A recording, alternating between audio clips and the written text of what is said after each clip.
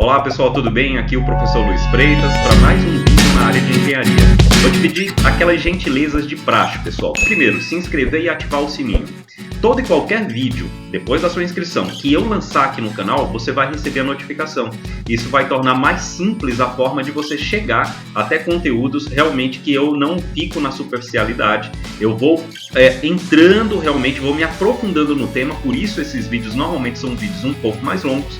E são vídeos que eu te garanto merecerão a sua assistência, ou seja, assista até o final, merecerão o teu comentário para que a gente troque ideias sobre temas muito interessantes dentro da engenharia e merecerá também o teu compartilhamento, fazendo com que esse vídeo ganhe relevância dentro dessa plataforma. Assim eu te ajudo com o meu conhecimento e você me ajuda a tornar esse canal aqui conhecido, beleza? Vamos direto ao vídeo então? Forte abraço, bons estudos e vamos lá!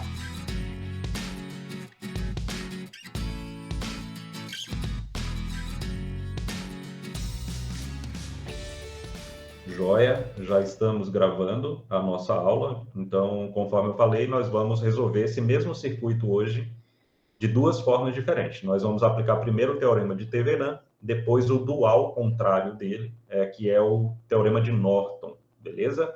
E aí, como eu falei, pessoal, a qualquer momento, me interrompam, perguntem, beleza? Eu vou estar aqui com o chat aberto.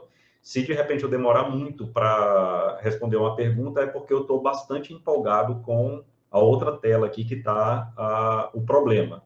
E aí, se alguém me der um toque, Luiz, tem uma pergunta. Aí eu venho aqui para o chat e respondo com prazer, tá bom? Então, vou fechar minha câmera aqui, conforme eu falei, né? A estrela é esse circuito aí, é ele que tem que estar no centro das nossas atenções. Então, vamos lá. Vamos começar a analisar esse circuito, colocando aqui à prova a utilidade do teorema de Thevenin, tá? Só um minutinho, pessoal, porque, lógico, né? Quem sabe faz ao vivo, mas ao vivo vocês sabem, né? Como é que é. A gente sempre tem algo a mais para fazer. Pronto. Agora sim, tudo certinho. Então, vamos lá. Vamos mexer aqui nesse circuito. E, conforme vocês estão vendo aí, nós temos três variáveis, né, a serem resolvidas. Nós temos aqui a tensão V1 aqui em cima, a tensão V2 e a corrente I. Eu vou até, pessoal, aumentar um pouco mais esse circuito para que fique bem nítido aí o que nós desejamos fazer, tá? Vamos lá.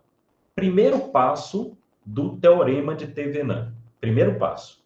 No que é que ele se baseia? Então, eu acho que o primeiro passo é fundamental para que a gente entenda por que nós vamos fazer, vamos utilizar o procedimento que a seguir eu vou mostrar aqui para vocês. Então, por que fazer tudo que nós vamos fazer, né? Com qual objetivo central? O teorema de Thevenin, ele é um método de análise que se baseia no uso do modelo de fonte de tensão. Então, vamos lá. Vamos aqui recobrar o que é o modelo de fonte de tensão. É esse modelo aqui, ó. Eu tenho que ter, no final, eu tenho que ter exatamente isso aqui. Uma fonte de tensão, que seja mais em cima ou menos embaixo, tanto faz, tá? Eu vou colocar assim.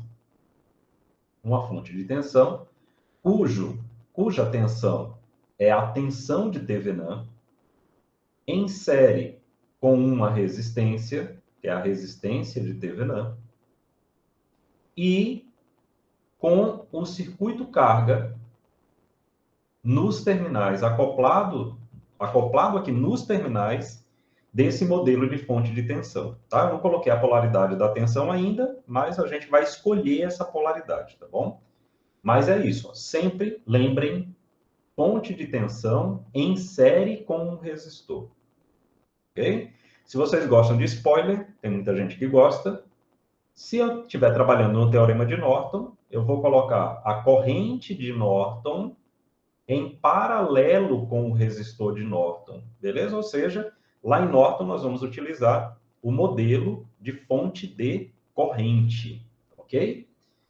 Então, isso é importante falar, porque já fica aí mais tranquilo para vocês, né? A questão da lógica do que nós vamos fazer aqui. Beleza, agora, como chegar nisso, né, pessoal? Como chegar nesse modelo? Então, são esses passos que eu quero mostrar para vocês aqui de forma tranquila, não vou correr.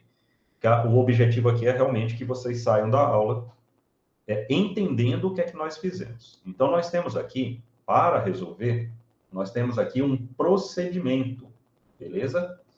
E que procedimento é esse?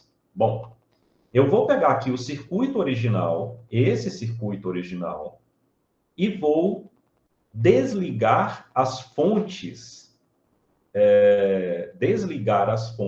independentes. Então, tem um in aí, que são quais fontes? Então, eu vou sinalizar aqui para vocês. Ó.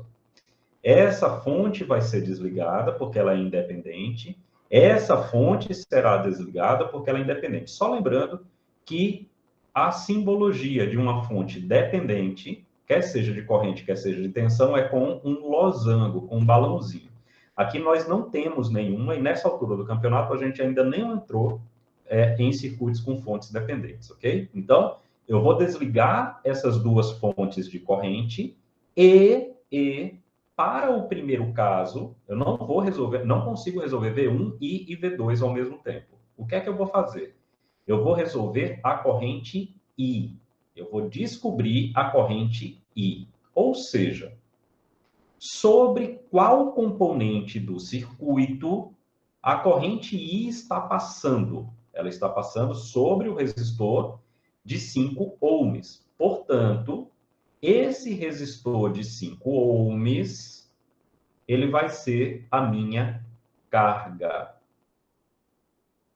Qual a consequência disso, pessoal?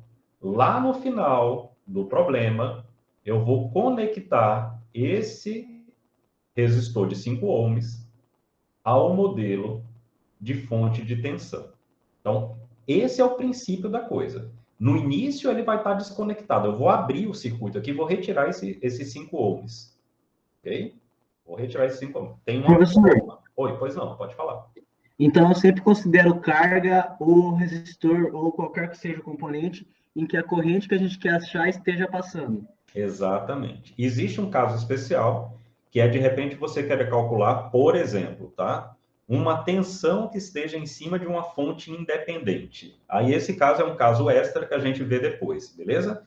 Aqui nós vamos vamos demonstrar quando você está com o elemento, que seja tensão ou corrente, sobre um elemento passivo. Então, pode ser um resistor, um indutor, um capacitor. Então, você vai sempre realizar isso. Você vai desconectar esse elemento do circuito, beleza? Aí tem o caso, vamos dizer assim, né? Ultra Blaster Master. Você tem uma corrente em cima de uma fonte de tensão. Então, como fazer? Aí tem uma forma de fazer, mas nós não vamos começar pelo complicado, beleza? Vamos começar pelo mais simples, colocando aqui o feijão com arroz, depois a gente coloca uma mistura, tá? Tudo bem, então? Foi o Gabriel, né, que perguntou? Sim, tudo certo. Beleza, Gabriel, beleza. Ok, então, vamos pensar aqui. Minha primeira etapa, né, a primeira etapa de tudo que eu vou fazer aí, ela vai ser o seguinte. Então, vamos lá. Primeira etapa. Etapa 1. Lembrando, pessoal, que eu estou querendo calcular a corrente I, ok? Lembrem disso, eu quero calcular a corrente I. A primeira etapa de Thevenin é você calcular o resistor de Thevenin, ok? Quando nós estivermos no segundo bimestre, que a gente vai ver os circuitos com fasores, aliás, eu acho que acontece ainda no finalzinho do primeiro bimestre. A gente não vai trabalhar com resistência de Thevenin, e sim com impedância de Thevenin, mas o conceito vai ser o mesmo. O conceito vai ser de realizar exatamente as etapas que nós estamos realizando aqui hoje, tá bom? Como é que a gente calcula esse resistor de Thevenin? Então, eu falei para vocês, nós vamos desligar todas as fontes independentes e desconectar o circuito carga. Ora, pessoal, na hora que a gente faz isso, vejam se eu estou equivocado. Eu vou chegar aqui na parte de cima, onde tinha o resistor de 5 ohms, vou desconectá-lo. Aí eu sei que aqui eu tenho um resistor de 1 ohm. que está ligado a um resistor de 2 ohms. E como as fontes de corrente estão desligadas, lembrem do conceito de desligar uma fonte independente de corrente.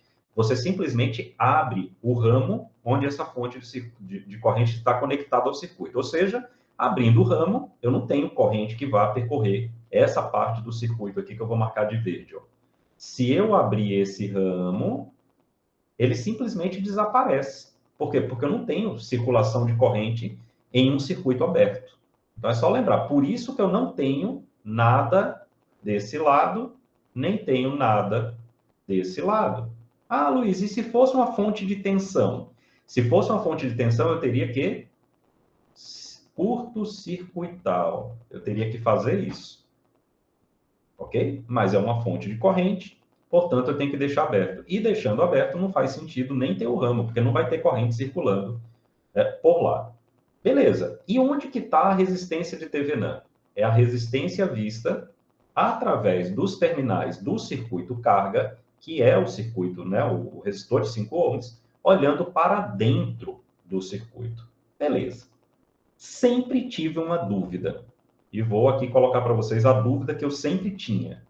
Beleza, como é que eu vejo a associação desses dois resistores, de 1 e 2 ohms?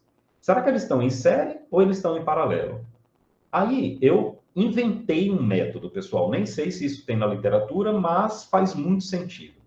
Imagine o seguinte, se eu conectasse nesses dois terminais uma fonte que fosse de corrente, que fosse de tensão, a corrente que circularia como forma do fluxo de carga faria o quê? Qual trajeto? Ela iria passar pelos dois resistores e voltar, quer seja no sentido horário, quer seja no sentido anti-horário. Isso me dá, então, uma certeza de que o 1 ohm e o 2 ohms estão em série, não estão em paralelo. Tranquilo, pessoal? Deu para entender por que é que a resistência de TVNAN, nesse caso, vai dar 3 ohms? Ou alguém tem dúvida? Se tiver dúvida, é hora de falar. Tranquilo? Beleza. Valeu. Ok, aí o que é que eu vou fazer? Cara, aí eu vou chegar lá no resistor de TVNAN, que está lá no nosso circuito, e já vou colocar aqui, ó. Esse cara é 3 ohms. Beleza? Já estou completando o circuito no modelo de TVNAN. Agora falta o quê? Falta o V de TVNAN, a tensão de TVNAN. Como que a gente realiza a tensão de TVNAN? Bom, a gente religa as fontes. Então, ó, já vou religar aqui as fontes para a gente não ter dúvida. Então, religamos e tal. Mantemos o circuito carga fora do circuito original. Tá? Então, fora do circuito original. Então, notem que eu vou ficar com uma coisa assim, ó. Só afastar um pouquinho mais para cá para ganhar espaço. Beleza. Aí aqui do lado de cá, eu vou ter a fonte de 4 amperes para baixo. Conecto e o resistor de 2 ohms aqui. Ó. Então, 2 ohms, 4 amperes para baixo, 1 ohm, 5 amperes para cima. Tranquilo, pessoal? Então, quais foram os passos aí para o circuito em amarelo? Religuei as fontes independentes que estavam desligadas, mas não conectei o circuito carga. Tá vendo? Ó, o tempo todo o circuito carga está fora do circuito original, ok? Aí o que é que eu faço? Além disso, o que é que eu faço?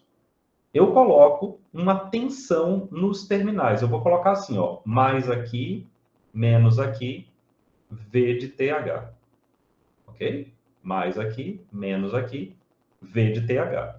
E vou calcular esse V de TH de alguma maneira. Eu tenho que dar um jeito de calcular esse V de TH. Obviamente que por essa malha central não passa corrente. Por quê? Porque o circuito está aberto. Porém, eu acho que é visível que nós temos uma corrente de 5 amperes girando aqui nessa malha no sentido horário, e uma corrente de 4 amperes, girando nessa outra malha também no sentido horário. Ora, a polaridade da corrente de 5 amperes sobre o resistor de 1 ohm é mais na chegada, menos na saída. Da mesma forma, da corrente de 4 amperes, mais na chegada, menos na saída. Pessoal, essa etapa tá tranquilo?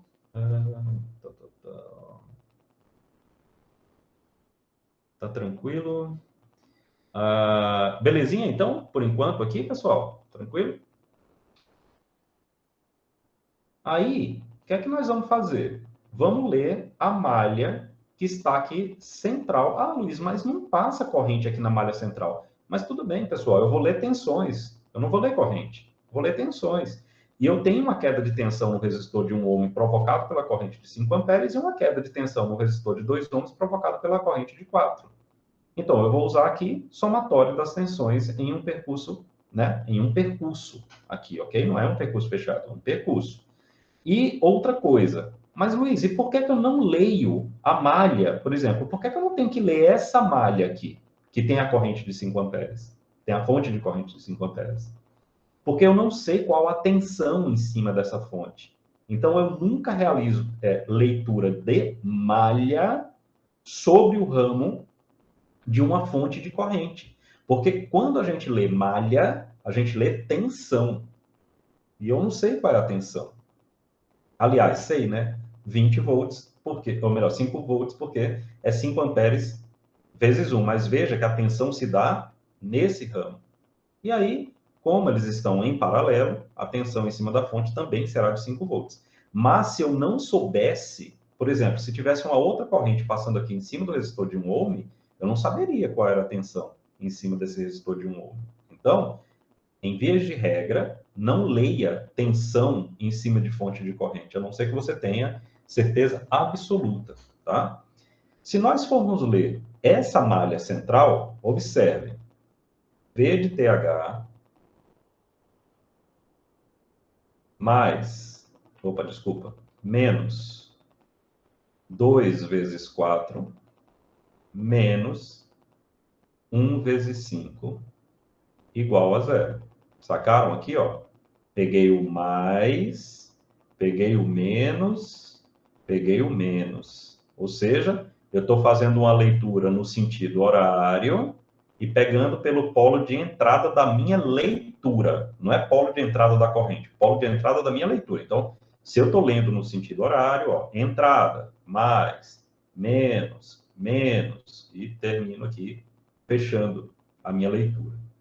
Se nós observarmos essa conta aqui muito simples, o nosso V de TH aqui vai ser igual a 13 volts, né? 8, menos 8, menos 5, menos 13, passando para o outro lado, 13 volts. Pessoal, até aí, tá sossegado? Tá bem tranquilo? Beleza. O que é que eu faço com essa informação? Eu venho no nosso circuitinho aqui, ó, no circuito que a gente está montando como sistema, como modelo de fonte de tensão, e vou colocar o valor da fonte de tensão. Ó. Então, vamos lá. Vou colocar aqui, 13 volts. Beleza. Agora, e a polaridade dessa fonte? Reparem. Esse nó de cima, certo? Esse nó de cima é esse aqui, ó. Então, essa tensão, essa fonte de tensão está com mais em cima, menos embaixo. Inclusive, deixa eu apagar aqui e tornar isso aqui maior para ficar mais visível. Então, ela está com mais em cima, menos embaixo, ok? Ó. O mais está aqui desse lado, aqui, ó, desse lado, na parte superior. Então, eu coloco aqui na parte superior. Ele está do lado da fonte. Aqui. Então, mais em cima, menos embaixo. Ah, Luiz, eu gostaria de fazer isso com outro desenho. Não tem problema. Você pode deslocar, abrir aqui, ó. Vou fazer aqui uma coisa estranha, tá? Mais, menos V de TH. E aqui, ó, tá amarrado um resistor e a fonte de 4 amperes, tá vendo? 4 amperes estaria aqui e o resistor estaria aqui. Só que eu acho esse desenho mais estranho para colocar o VDTH na vertical. Então, eu prefiro colocar na horizontal. Eu acho que na horizontal fica melhor. Mas, cuidado com a polaridade, beleza? E o elemento central do que nós estamos buscando. O que é que nós estamos buscando? A gente está buscando a corrente I. Note que a corrente I, ela vem assim, ó. Ah, mas assim para mim não ficou muito legal. Eu não conseguiria entender que era para baixo. Não tem problema. Olha só como é que você pode fazer. Se você colocasse assim, ó, 5 ohms aqui. Tenho, opa, 5 ohms eu vou colocar em cima. 5 ohms. A corrente não está indo para a direita. Então, se eu colocasse os 5 ohms aqui na vertical, a corrente viria para baixo. Mas se para você tem algum problema, tá aí, ó, resolveu o seu problema. Tá? O importante é que a gente tem que chegar nesse circuito. E a partir desse circuito, o que é que acontece, pessoal? Vamos lá. Deixa eu colocar ele aqui na parte central. Aqui são as outras resoluções, tá? Então, não se apavorem, não. Se você for medir a corrente aqui, se for calcular a corrente, você vai encontrar que a corrente é a tensão dividido pela série. Então, a gente chega no valor de corrente de 13/8 de ampere. E se nós formos comparar, por exemplo, com o método das malhas, olha aqui o método das malhas, quanto é que dá a corrente aqui? Ó? 13/8. Ó, pelo método nodal, da análise nodal. Ó, aqui, ó, 13/8. Ok? E se for pela superposição, 13/8. Quer dizer, não tem como não dar 13/8, certo, pessoal? Não tem como. Então, a gente encontrou aqui a corrente é 13/8. Até aí para você está tranquilo? Professor, eu não entendi muito bem como você fez para determinar a polaridade da fonte. Ó, vamos lá. Você está vendo o polo mais, né, de VTH, né? E essa polaridade mais, menos, eu chutei, tá bom? Eu chutei, simplesmente chutei isso aí, ok? Veja, você concorda, você há de concordar comigo que se eu voltasse aqui, deixa eu dar um zoom aqui. Se eu voltasse aqui com o resistor, vou colocar o resistor em azul aqui, a corrente estaria aqui, certo? O resistor azul é o de 5 ohms e a corrente está vindo aqui, certo? Veja o sentido da corrente. A corrente está indo do mais para o menos em cima do resistor de 5 ohms. Ok? Agora vamos lá no nosso equivalente. Então, ó, a corrente está indo do mais para o menos em cima do resistor. Veja. Olha o mais da fonte onde está. Então, o que é que acontece? Esse nó do resistor de 5 ohms está ligado ao mais da fonte. E esse outro nó está ligado ao menos da fonte. E a corrente está indo do mais para o menos, tá vendo? Então, faz sentido a polaridade ser mais em cima, menos embaixo, para garantir que em cima do resistor de 5 ohms, que é o circuito carga, eu tenho a corrente submetida às mesmas polaridades. Fica claro dessa forma? Tranquilo? Joinha, joinha. Ok. Só que, do circuito, a gente só calculou a corrente I. Vamos calcular agora, vamos fazer o mesmo procedimento, ou seja, vamos usar Thevenin para calcular, por exemplo, a tensão V1. Ok? Então, a gente calculou uma corrente, agora vamos calcular uma tensão.